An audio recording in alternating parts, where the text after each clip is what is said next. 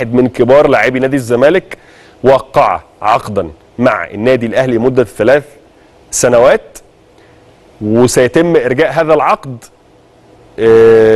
لحين الاستقرار على تفعيله او لا من قبل الاهلي او مسؤولي الاهلي ومن قبل محمود حمدي الونش. الصفقه دي او القرار ده والاستعانه بخدمات واحد من افضل مدافعي مصر على مدار السنين اللي فاتت وهو محمود حمدي الونش، بعد تعثر المفاوضات مع رامي ربيعه اللي بيفضل ان هو يكون موجود في تجربه احترافيه اخرى غير النادي الاهلي خلال الفتره اللي فاتت، لو لم يحصل على المقابل المادي الذي يرتضيه، يعني حصلوا على المقابل المادي الذي يرتضيه هيبقى في الاهلي، لم يحصل على المقابل المادي الذي يرتضيه اللي هو مش موافق عليه اللي مقدم اليه من اداره التعاقدات بالنادي الاهلي، هيكون عايز يشوف مقابل مادي اكبر، وكان الاقرب ليه حتى الان هو بيراميدز. فالنادي الاهلي عامل حساباته وشغال من بدري، فراح على الونش اللي عقده بينتهي مع الزمالك الموسم الحالي، وقع معه عقدا لمده 3 سنوات بالاتفاق انه لن يتم تفعيل هذا العقد الا بعد انتهاء العلاقه التعاقديه ما بين الاهلي وبين رامي ربيعه، ساعتها يتم تفعيل هذا العقد. دي الاخبار والمعلومات. ما خلاش عنده دم خلال الاسبوع من الخميس ده الخميس اللي جاي، يبقى نتكلم ويبقى اللي هنقوله ان شاء الله باذن الله هيبقى اللي الناس المحترمه الزملكاويه نفسهم فيه، لان احنا بقالنا اكتر من شهر 10 سنه وكام شهر و4 اشهر 6 اشهر تقريبا الناس دي محتلين النادي. قلت لك طبعا استاذ حقيقي وزملائك، قول لي زملائك مين عشان برضه نرحب. انبي، الثاني البرتغال، الثالث مين؟ الدنمارك. مش دول 3 اللي ايامي؟ طب تمام. انا بقى بطلع مسرح على طول. اديك قد الفلوس اللي جايه لك من الفتح السعودي 10 مرات. اللي يا بابا انا عايز اروح يا فتوح قدام مصر كلها. طيب لون شعر مراتك، بلاش يا امام تعمل لون شعرك لون شعر مراتك. انت يا ابني من السنبلاوين، مركز السنبلاوين ده كله رجاله ما عدا طبعا 2 هم عارفين نفسيهم او 3.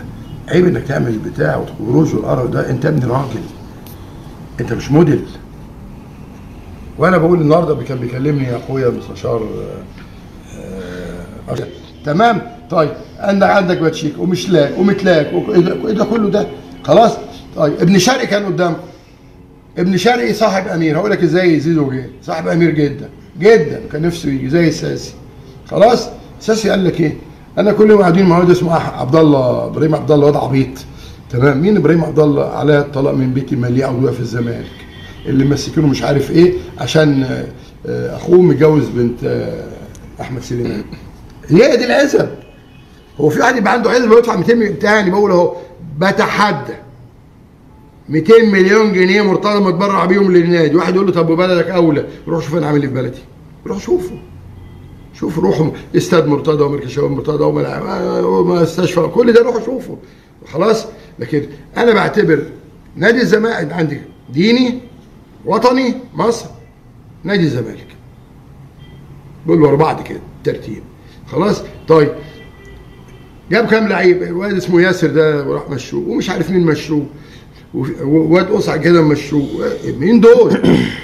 محدش بيحاسب يا باشا. ردموا 3 حمامات سباحه يا معالي وزير الشباب والرياضه، حضرتك نايم فين؟ ده ردموا 3 حمامات سباحه. ده ملاعب الاطفال عملوها ملاعب هوكي. ده ممنوع يغير معالم النادي الا باذن جمعيه عموميه وزاره الشباب ومدير الشباب والرياضه اللي نايم. يا صبروت انت نايم فين؟ اصحى بقى، بقول لك اصحى. ولا عباس خلص على الواد الاولاني اللي اسمه احمد عبد الوكيل وخلص عليك انت كمان. فلما تيجي النهارده تكلمني في زيزو، القضيه ما بقتش زيزو يا جماعه. زيزو مين؟ ده زيزو شاف المرار. وانا قلت قبل كده زيزو جه ازاي؟ امير شافه، عينيه شافته، قال لي عليه، قال ما ولا طايقه. قلت له هجيب لي واحد ب 700,000 انا شفته. قلت له ده تاني بيقول لي اكاديميه وبرتغال وبتاع. جروس بقى في عز جبروته قال لك مش عايز. ده انا مش عايزه. 50 مليون مع الراجل المحترم رئيس مجلس الاداره كان اسمه هشام عز العرب، وبعدين جه بعديها الاخ حسن